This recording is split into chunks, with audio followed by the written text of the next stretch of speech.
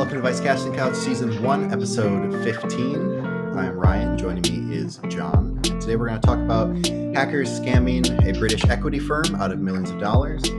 And Teams, Microsoft Teams, can be hacked with an image. How are you doing today, John? I'm all right, man. You woke me up a little too early for this podcast. What are you talking about? This man came to my house and was beating on my door for 20 minutes. Goodness. No, I was not. I damn near called the cops.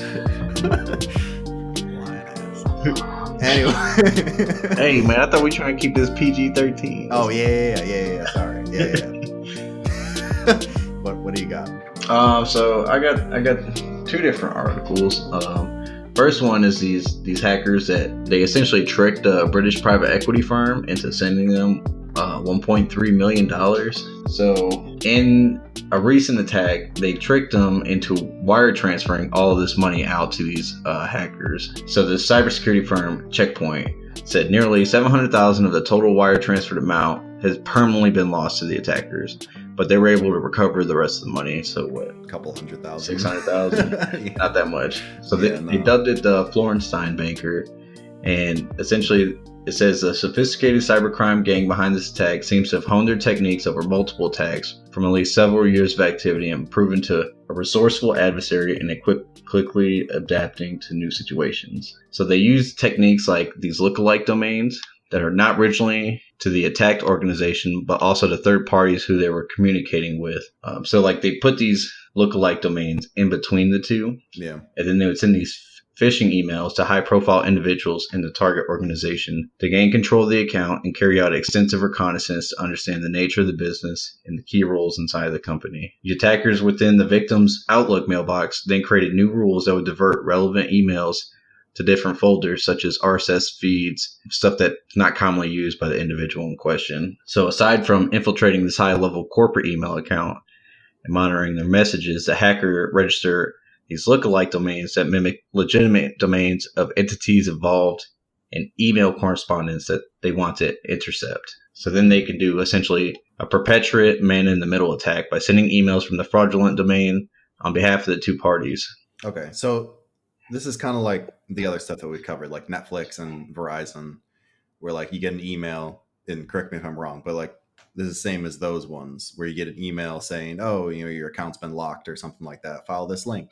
And it pulls up a web page that looks like the actual domain, but it's just a clone, correct? Yeah, they have a couple examples here. They're like, for instance, if the correspondence was between finance-firm.com and banking-service.com, they would register something like financefirms.com and bankingservices.com. So like they would add the S on the end, so it'd be like extremely similar.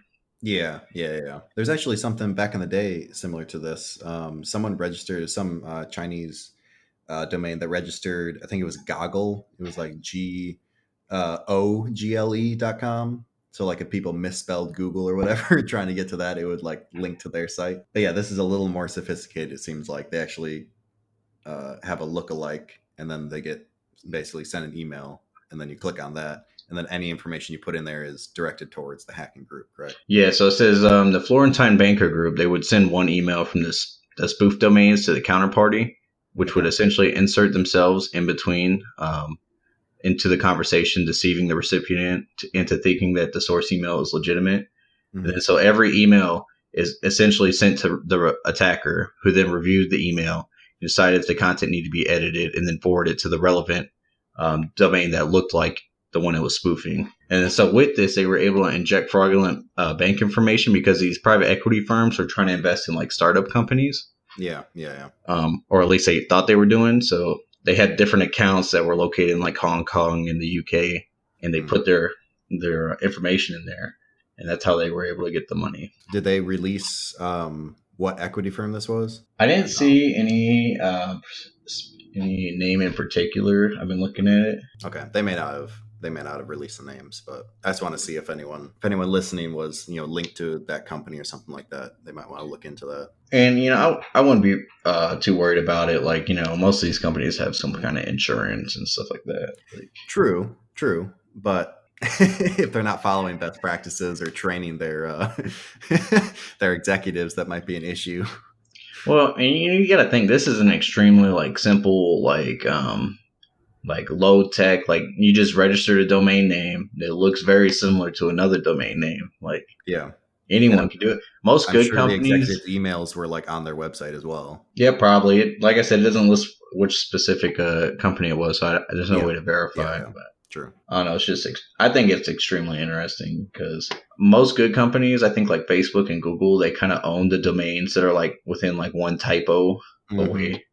Like Yeah, if yeah, just to protect themselves. yeah, But that is interesting, though, especially you hear about like, oh, hackers are getting more and more sophisticated and they're, hiding behind all these like intricately built firewalls and stuff like that. And then you have these people that are like, copy, paste, yeah, for real. send email to this person. Come visit our site, bro. Yeah. That's interesting. What else you got? So my next article is about Microsoft Teams, it's worded talking about how an image can attack Teams, but it from reading it, because we'll go over a little bit how it works. Yeah. It sounds like it can be implemented in other ways, but so it's Microsoft. They recently patched a worm-like vulnerability in Teams that could allow attackers to take over organizations' entire roster of team accounts just by sending participants a malicious link to an innocent looking image. This flaw impacted both desktop versions and web versions of the Teams app and was discovered by cybersecurity researchers at CyberArk.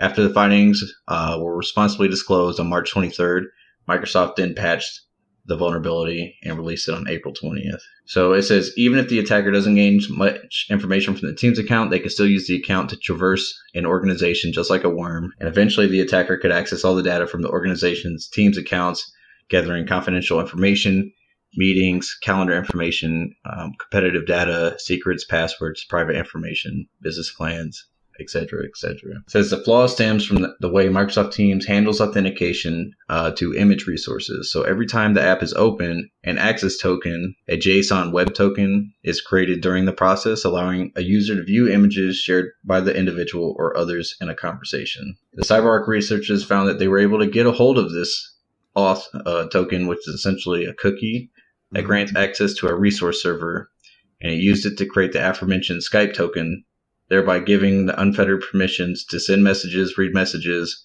create groups, add new users, or remove users from groups, change permissions in groups, all via the Teams API. Gotcha. Okay, so basically they send like the other one, they send a freaking link to the people that they want to target. They open it up, and it just hijacks their whatever Teams account is on their computer. It makes it sound like that the way Teams does it, they kind of generate this all token cookie like thing, and then they're able to take this cookie. So it mentions down here. So it says since the all token is sent to teams.microsoft.team or any of its subdomains, they're susceptible to takeover attacks. Then it says if an attacker can somehow force a user to visit the subdomains, the victim's browser will then send the cookie to the attacker's server, and the attacker can create a Skype token. After doing all this, the attacker can steal the victim's Teams account data. It's now armed with a compromised subdomains, and the attacker can exploit the flaw by just sending a malicious link, like a GIF, to any unsuspecting victim or to all the members of a group chat. And thus, when the recipients open the message, the browser will attempt to load the image, but it will also be sending the auth tokens to the compromised subdomain. Oh, dang. Okay. So it sounds like this cookie just helps with the authentication. And then once they have that, because it sounds like it's individual to each account. Okay. From my understanding, like each user. And so once they get this cookie that's generated from the user, they can then use that to get all the information from the account. I mean, that's pretty big, especially now when teleworking and stuff is a huge thing. Yeah, it is patched. Like I said, they released the patch on April 20th. But the fact that it was was a vulnerability. Yeah, these researchers, they give really good props. So like near the end, they said this is very stealthy, how it's implemented. Like people would never know if they were to click it. Yeah. And if they wanted to, like you said, they could edit the group and stuff like that. But on the flip side, they could just not do anything and just monitor what's going on. Yeah, and hopefully I explained that good. If not, we'll have the article link below. Yeah. I was trying to read most of it verbatim, but cut out all the filler. So Yeah. No, I hopefully, mean, I understood what you were saying. But yeah, we always link all our sources and everything. So if you want to read it for yourself or maybe research it a little bit more, you can. That's interesting. Well, I mean, it's a good thing it's patched. And if there is an update pending for Teams, I know a lot of people put off updates. Please don't. Um, that's not smart. Please update your stuff so that you don't get involved in this. yeah. If you're still running 95, blow up your computer. I mean, yeah, maybe on a virtual, but don't on your work computer. Make sure it's updated, please. I mean, you'd be surprised. I've seen people running XP before. This is true. I know Windows 7 is still pretty popular as well. There's hundreds of thousands of people that have refused to update since Windows 7. This dude I work with was like, "Yeah, I'm not gonna update," and then he's like, "Yeah, it took too long to update the Windows 10, so now I don't get it for free." And I'm like, "Well, now you're stuck." Like, I don't know. I don't know what to tell I mean, so anyone can research this a little bit more, but you can still get Windows 10 for free. So I looked into this because I wanted to put Windows 10 on a few virtual machines. Basically, what they've done, and again, this might have changed recently, but Microsoft took down like the free link to get Windows 10, but you can still, they didn't take it off their servers. So you can still, through like GitHub and other places, Spiceworks and stuff like that, you can get the ISO for Windows 10. It's Oh, still it is still floating around from reputable servers or from reputable providers and from Microsoft server. You don't have to like torrent it or anything like that. well, if you're just talking about the ISO, you can download the Windows Media Creation tool, Yeah, and then with that, it'll connect to these servers you're talking about, and you can download. exactly. Yeah, you can still get it for free. It's just not the easy Well, one click thing. when I use the ISO, it still wants a key. But you don't have to activate it. Oh, yeah, it'll work without activating it. You'll You just have can't the change your watermark. desktop background. And it'll be like, "Hey, you want to activate me?" Like, make sure you're not using fraudulent software. It's bad for you, and it has all this like it's like Clippy but worse. Yeah. That's all they did. They took Cortana and they're like, "Yeah, we're gonna take Clippy and put a mask on him." Like, Oh, poor Clippy. But yeah, you can still get it for free. You can usually find the ISO around. Yeah, you do have to activate it, but I mean, you can usually find a key laying around somewhere. If you know yeah, what I mean. I think Microsoft should kind of take the approach that a lot of these other companies are. So, like, yeah, they were providing it for free, but say if I want to download it from like a computer I build, I still have to buy a key. I think Correct. they should do it like where they're like, okay, we'll charge enterprises, money, but Yeah, I tend to agree with that. I mean, even though like Windows is the most popular OS currently, so like I can't imagine that they need the money from this. So like, and there's enough businesses that buy enterprise keys that are spending hundreds of thousands of dollars on freaking service accounts for domains and stuff like that. I mm. can't imagine that they would take much of a hit if they were just to provide it for consumers for free. I don't know. I mean, I guess they don't need to. Like people use it anyways, and people buy it anyways. Most stuff comes pre-installed with Windows anyways. So I don't know. It's just interesting how other companies that make operating systems like Ubuntu and Red Hat got bought by IBM. But just how they're able to like provide like Ubuntu provides all their stuff for free. You can download the server ISO, you can download the yeah, desktop version, and they still make money by providing support. Like they don't even charge for the yeah, operating system. exactly. And you can pretty much do anything on Linux that you can do on Windows nowadays anyways. You can game on it, Steam works on it, Steam supports it. Because I used to be of the crowd that like Linux was for like programmers and stuff. Like way back in the day, I always thought that's how it was. Like Linux was used for the freaking nerds, and Windows was for normal people, and then Apple was for idiots, and that was, and some Oh of that has no! changed. Mainly the Linux portion, and yeah, it's come so far. Like it's not just like a freaking command line anymore. You don't you can still use that, but like it's been very much updated to be very user friendly. So if anyone does want to try it out, or maybe just pop up a virtual machine and mess around with it. But yeah, it's really interesting, and it is interesting, like you said, that these companies are still able to do that, and they make a pretty good pretty good profit. Whereas Microsoft still charges like freaking hundred and whatever bucks for their OS. But I don't know. I'm gonna call it Bill Gates. Man, retired. Oh, it's true. Oh, This is true. Dang it. we just lost all our credibility, Ryan. Why? What's up? Man, not only are you trashing on Mac owners, but you didn't even know Bill Gates was retired. Like, Oh, I forgot he was retired. He has the freaking foundation now that he runs. yeah, the Bill and Melinda Gates. Yeah, it is pretty interesting what he's doing though. Like I listened to his podcast that he does and his newsletter that he sends out. He's making a lot of I don't know. I think anyways, he's making a lot of good improvements. Like bringing plumbing and running water and stuff to third world countries and like lower income areas, stuff like that. But Man, what about Flint? Flint's on their own. Because like people, it died out in the news, but they still having problems. So where you at, Bill? Come on. Yeah. Did you go fix the water? You can build a firewall, but you can't build a filter for their water, huh? Now he is doing a lot of interesting stuff. I talk smack, but he's building like the CO2 scrubber that'll pull like tons of CO2 out of the sky. Yeah, I know he built it in like Canada or something like that. yeah. He's like Elon Musk, but less of a child. Elon Musk is getting in some hot water because of a tweet he made recently. But which one?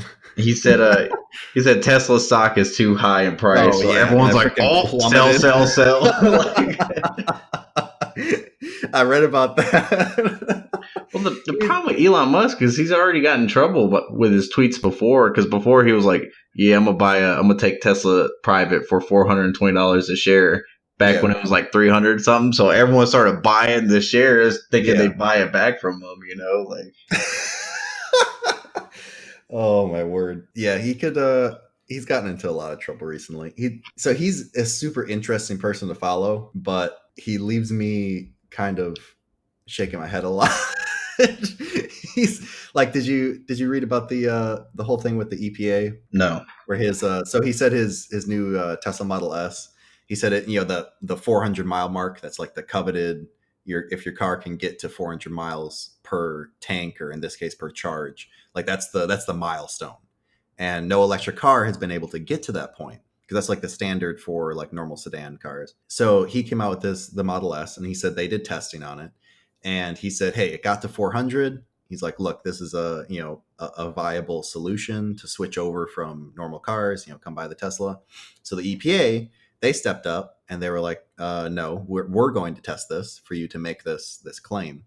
So they tested it, and they said, actually, it's a 391 mile car. And he apparently Musk blew up and was like, no, you left the door open and that drained 2% of the battery. And that's why it didn't hit the 400 mile mark. And then the EPA released a statement and said, no, we conducted the test in controlled conditions. All the doors were closed. Your car did not reach 400 miles to the gallon or 400 miles to charge. So yeah, he was pretty pissed about that. And I'm sure he voiced his opinion on Twitter, but yeah, he's an interesting guy to say the least. Have you looked into his dad? No. Look it up. What's it? Spill the tea. What's up? I don't know enough about it or remember enough about it to have. Maybe I'll bring it up in a future episode. Okay. Because his dad is he's a crazy dude. Yeah, if anyone wants to read a good story, just hey, when are we doing the John McAfee episode? I don't know, man. He said if Bitcoin doesn't reach $50,000, he's gonna eat his penis. So I'm waiting for that. Maybe he'll be more receptive to an interview. Let's see once that happens. Well, I thought we were just gonna do one detail in his life, Yeah. No, I do want to go over because I was looking into the whole Belize thing and about his neighbor getting shot. Yep. And how he's a prime suspect, and he was like, "Nope, I'm going back to America." Yeah. That dude is freaking insane. I love his Um, videos.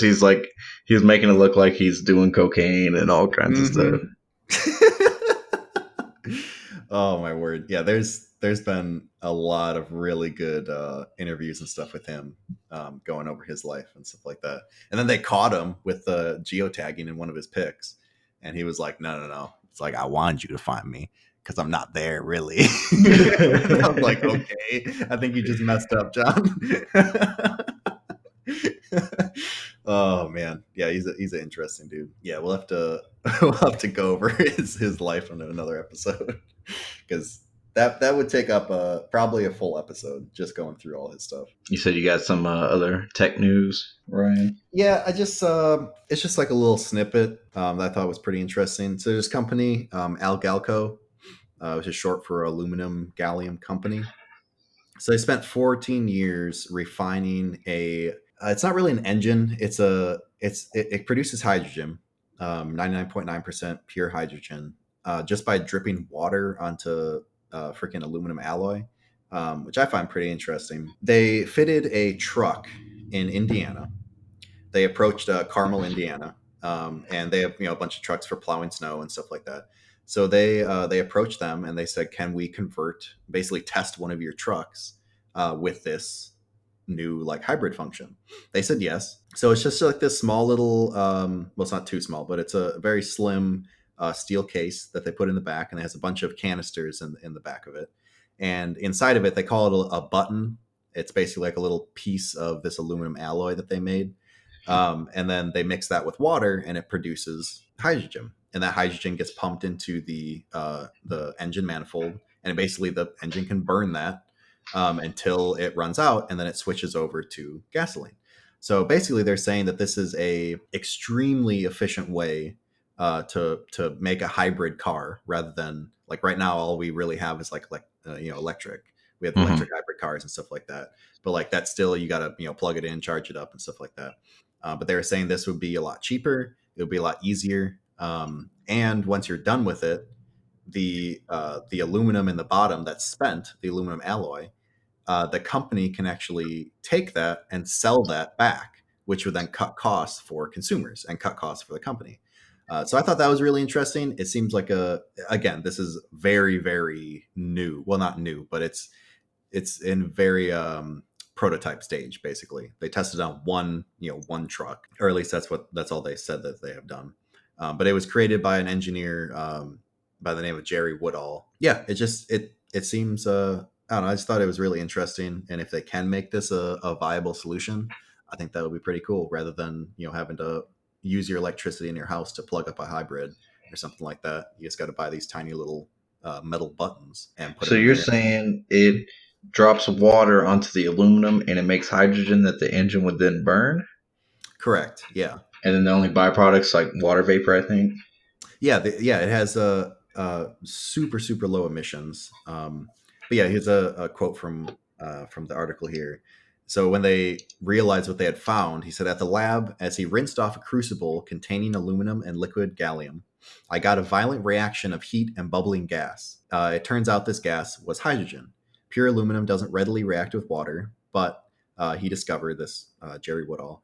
Aluminum atoms will react when dissolved in the liquid alloy, thus splitting the hydrogen and oxygen."